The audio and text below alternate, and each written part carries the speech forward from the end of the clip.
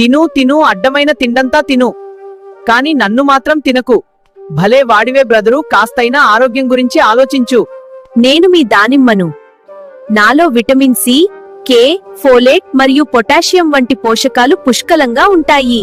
శరీరంలో హిమోగ్లోబిన్ స్థాయిలను పెంచడంలో నేను అద్భుతంగా పనిచేస్తాను.